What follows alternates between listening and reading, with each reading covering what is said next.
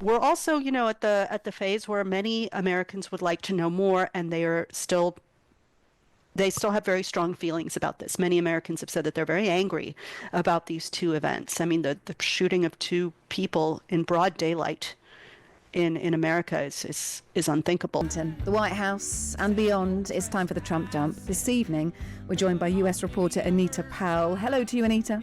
Good evening, Kate. Let's talk about the big news from Donald Trump today. He's announced the rollback of Obama-era federal actions on curbing planet-warming gases. Trump made the announcement a few hours ago. Let's have a listen. This was a rip-off of the country by Obama and Biden. And let's say Obama started it and got it rolling. And a terrible rip-off. They'll have more money to spend for health care, if you look at it. Now they can go out and spend it on something that's meaningful. What exactly has Trump overturned today, and is it a popular move amongst Americans who arguably could be more climate skeptic at the moment? Let me answer the second question first. It is not a popular move. It's been condemned by climate activists, scientists, people who have science-based opinions on, not science-based opinions, science-based findings on this. Mm-hmm. Now, speaking of what he overturned, it was a 2009 scientifically based finding that said, in short, that greenhouse gases are dangerous to human health. They're a public health problem. That gave the federal government the ability to regulate them through what's called the Clean Air Act. And so he cut it out at the knees, such that he's basically saying that this finding, that greenhouse gases were dangerous, was based on bad science, is not true. And this is a line we've heard from Donald Trump for years, going back to his first term when he pulled out of the Paris Climate Agreement. And this will surely benefit energy providers, large business, and auto manufacturers in the United States. Yeah, look, broadly, does Trump believe that climate change exists? He just thinks the measures are too harsh, or do we put him in a climate denier camp? I mean, he doesn't endorse climate denial at every turn, does he? I think knowing what Donald Trump believes is always more complicated. But broadly, I think he's always been very critical of attempts to regulate industry, heavy industry that does have a history of polluting the atmosphere. And that's kind of where his sympathies lie with, it's summed up in 3 words that was part of his campaign: drill, baby, drill. He wants to just accelerate development. And he sees it as, a dichotomy. You can't have, you have to remove these regulations so that you can boost development.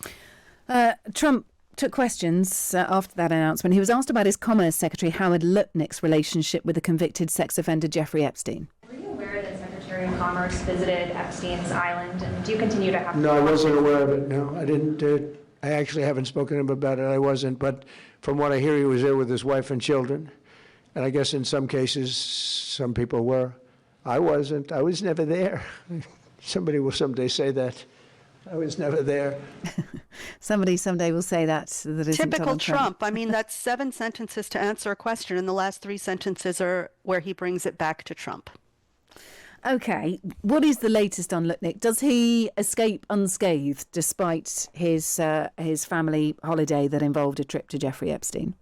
We are hearing from the administration so far that they have full confidence in Howard Lutnick and all of his work as Commerce Secretary. So that's the latest. But, as always with this administration, stay tuned. But it is worth noting that Trump's cabinet this second time around has been much more stable and cohesive than his first term. So you could take from that what you will, but he's held on to a lot of his cabinet members. We should probably do the math, actually, shouldn't we, Anita, at some point, and work out how many people he'd got through at this point in his first term compared to how many people now. I mean, you're right that stability is a good thing.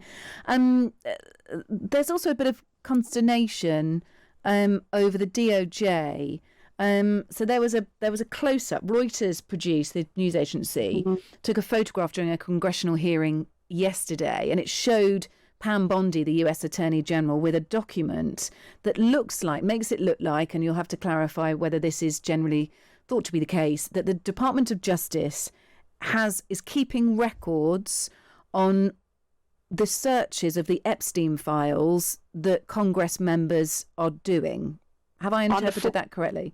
Yes, on the 4 computers that all members of Congress are expected to share in some faraway office in some building that I don't even know where it is, where they're able to access these redacted files. Yes, she had a piece of paper that indicated that she had looked at the search history of several Congress members, including Pramila Jayapal of Washington State. I think that there is, of course, outcry over this. But that said, these are sensitive records. There may be something in the law that provides for evaluation of these. I mean, when you're dealing with records that are confidential in the U.S. government or classified, there is a tracking mechanism for who sees what. That's a basic security mechanism. So I wouldn't jump necessarily on this until we know a little bit more. Okay. Now, Donald Trump's Minnesota border czar has announced the administration is retreating from its immigration enforcement blitz in the state, pulling back after more than 2 months of operations that left 2 US citizens dead. And of course, we saw those really large protests, didn't we? Huge outcry.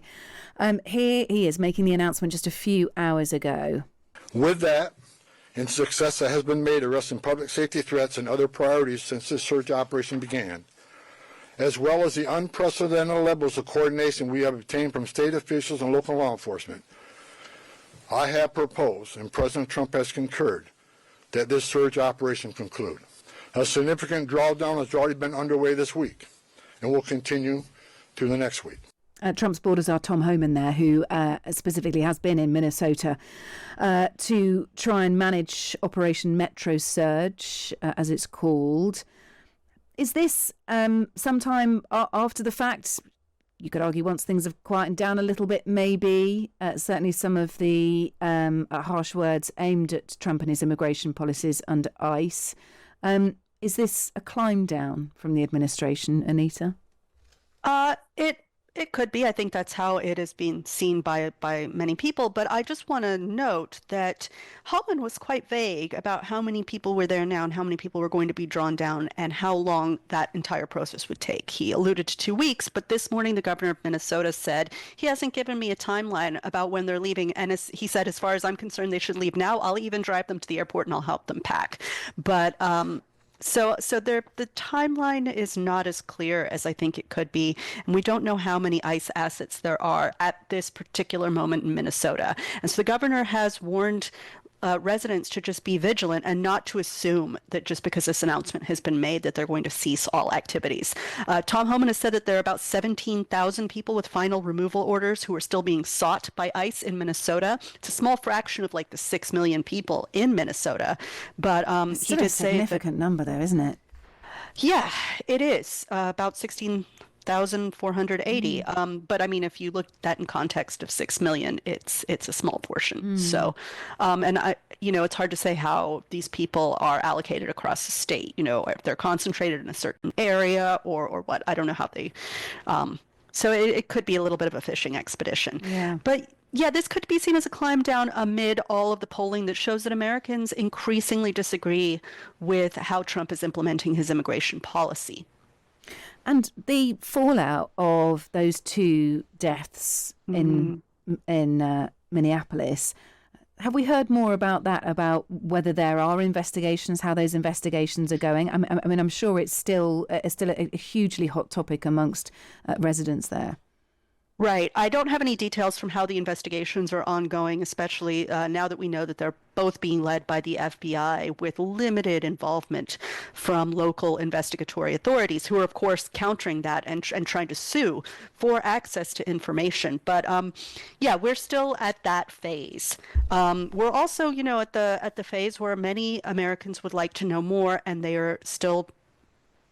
still have very strong feelings about this. Many Americans have said that they're very angry about these 2 events. I mean, the shooting of 2 people in broad daylight in America is unthinkable.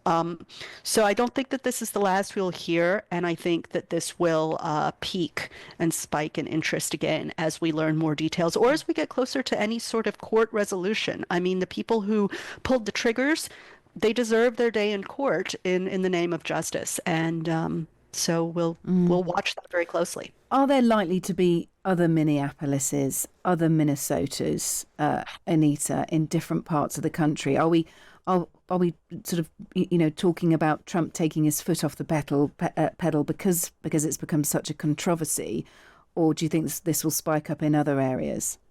So Trump has said that they will continue operations, and I think the latest city that he said that they were going to go into was Memphis, which is in Tennessee. I think there's also still continuing activity in Chicago, and then there was that short operation. Really crudely called Operation Catch of the Day in the seaside state of Maine. So, and Homan also said immigration enforcement is going to continue. This is the bread and butter of ICE, but they're going to face a lot of challenges, especially in coming weeks, because right now the big issue we have in front of Congress is whether to extend and allow funding for DHS at the levels that's Department of Homeland Security, at the levels that the president seeks in order to carry out these large operations. And that could be stymied in Congress because a lot of Democrats are calling for significant reforms in how ICE agents and Border Patrol agents are trained and how they're equipped and what rules they have to abide by. So, will we see more? I think that's an impossible question to answer. Yeah, I'm thinking of the midterms as well in November and how he loses political capital every. It's such a contentious thing, and of course the behaviour of agents and those 2 deaths in Minneapolis, it's completely unacceptable. And that, but it's an age-old political tactic whenever things aren't going so well for you to find an other to blame. I mean, we've seen that everywhere in the world. And this is the group that Donald Trump has identified as the other that's worthy of blame. So who knows? Let's talk about Donald Trump's case against the BBC. We know as of today that his multi-billion lawsuit has been scheduled to go to trial in February 2027. That's according to court documents. He's suing the BBC over how the Panorama programme edited 2 sections of a speech together. He made that on the day of the Capitol Hill insurrection. Trump's demanding £3.5 billion in damages. Any talk of this over there at all? I mean, he obviously has taken other broadcasters to task, hasn't he? Trump suing media organizations is nothing new. I mean, he's been involved in 14 defamation cases. He's only won 1 over the last 30 years. Others were settled or dismissed or outright lost. So no, definitely media agencies are cognizant of this and of also the BBC's firmness in the face of his threats, his harsh words against them. What this is more likely to do, as media industry watchers say, is cast a general pall over the tone of media coverage of Donald Trump in this country. It's going to say it bluntly, it's going to make journalists scared to be critical of Donald Trump. So, look, and that's. Yeah. Yeah. I mean, many people will say that what the BBC did misrepresent by the book. It was a poor editorial choice. And obviously Trump is taking this to the max in terms of making a point over it. How does he claim reputational harm when he won the 2024 election after this was aired? So it didn't hurt his chances in winning an election, number one. And number two, when you are arguing reputational harm, you have to look at the current state of your reputation. Okay, ... Anita, thank you very much. We get the point. Fair enough. Anita Powell, always great to speak to you, US reporter.